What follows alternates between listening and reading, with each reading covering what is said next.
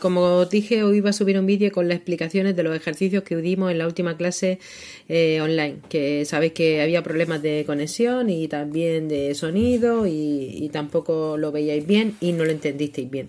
Entonces voy a empezar por el ejercicio 4 resuelto del libro de la página número 57, que es un poco más sencillo, y luego pasaré al segundo ejercicio que yo hice en la pizarra. El ejercicio número 4 nos dice que tenemos dos masas M1 y M2 de 5 kilogramos que se encuentran en los puntos 0,2 y 2,0 respectivamente.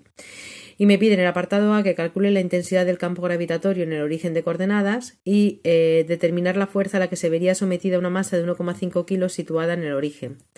¿Cuánto vale la aceleración en ese punto? Entonces, como datos del problema, lo primero que tendríamos que hacer sería el dibujo y poner los datos. En los datos hemos puesto la masa 1 es igual a la masa 2 igual a 5 kilogramos, igual que nos dice el ejercicio, el enunciado.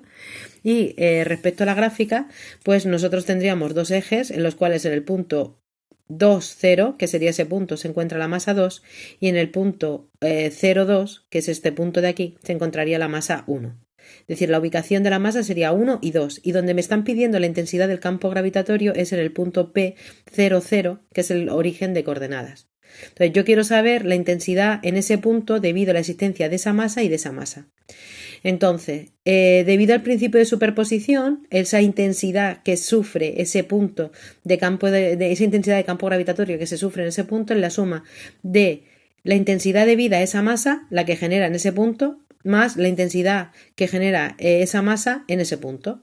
Por lo tanto, el principio de superposición escrito sería que la intensidad de campo gravitatorio total en el punto P sería la suma de la intensidad del campo gravitatorio de la masa 1 y la de la masa 2 en ese punto 0, 0. De forma general, la fórmula de la intensidad del campo gravitatorio sabemos que es un menos, eso es un menos, no es un borrón, menos la constante gravitacional por la masa que genera el campo, que ahora veremos. Si particularizamos para 1 sería poner la masa 1, y si particularizamos la intensidad del campo provocado por la masa 2, ahí ya habría un 2, dividido por la distancia entre la masa y el punto donde yo quiero calcular la intensidad del campo y el vector unitario. Entonces, si ahora concretamos esa fórmula para la masa 1 y la 2, pues veremos que sería menos g. Y ahora, ¿cuál es la masa que provoca ese campo en el punto P? Pues si hablamos de la intensidad provocada por la masa 1, aquí colocaremos la masa 1, aquí colocaremos la distancia 1 y aquí el vector de posición en referencia a la masa 1.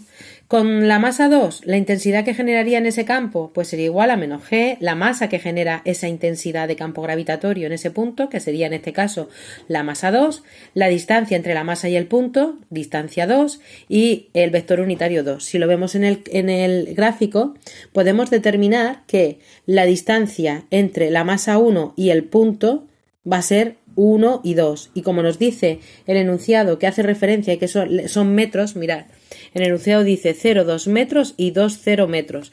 Eso quiere decir que esta masa 1 del punto donde yo quiero calcular la intensidad del campo dista 2, ¿de acuerdo? 2 metros.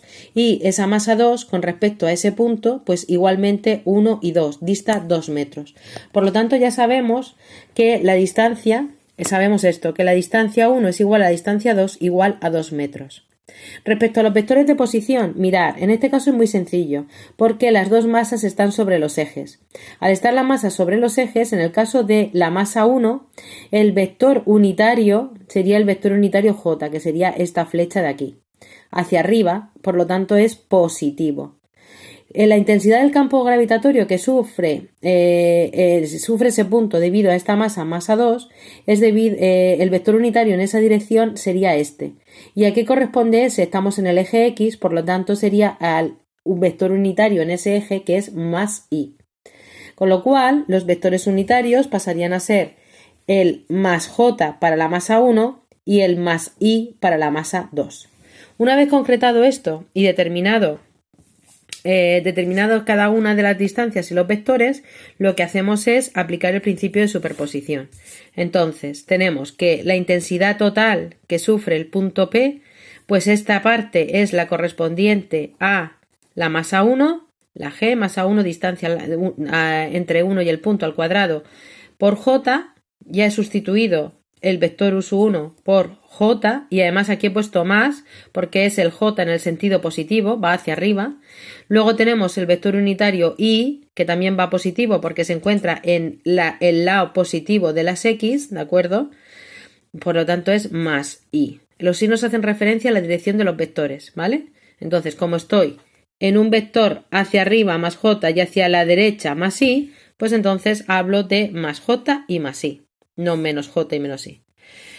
Si yo ahora miro, tenemos que la masa 1 y la masa 2 valen lo mismo. Hemos dicho que valían 5 kilos, ¿de acuerdo?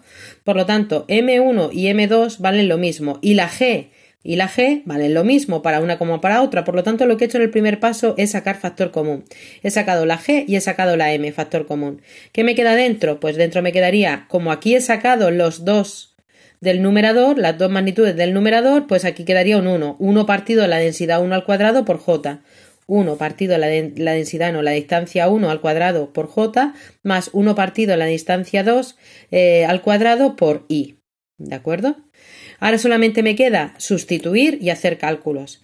La G la sustituyo por su valor, 6,67 por 10 a la menos 11, con sus unidades correspondientes. La masa es de 5 kilos. Y luego abro paréntesis y sustituyo la distancia 1 y la distancia 2, que es la misma, por 2 metros. Como los 2 metros están al cuadrado, la distancia es al cuadrado, eso significa que aquí tendré metro cuadrado y metro cuadrado, que se puede ir con ese metro cuadrado. Y 1 kilogramo arriba y 1 kilogramo abajo se puede ir. Quedaría entonces solamente newton arriba y uno de los kilogramos que no se tachan abajo, newton por kilogramo, que efectivamente son las unidades de la intensidad del campo gravitatorio. Por lo tanto, estaríamos bien, es decir, el análisis dimensional se corresponde con lo que yo estoy buscando. Si yo hago el producto de 6,67 por 10 a la menos 11 por la masa, por los 5 kilos, me sale ese valor. Ya he tachado las unidades y me quedan newton por kilo, solamente coloco el newton por kilo. Y luego esto es 2 metros al cuadrado sería 4 y 2 metros al cuadrado sería 4, con los vectores J e I. Solamente me queda hacer la multiplicación de esto por 1 dividido entre 4, que me sale el 8,34 por 10 a la menos 11.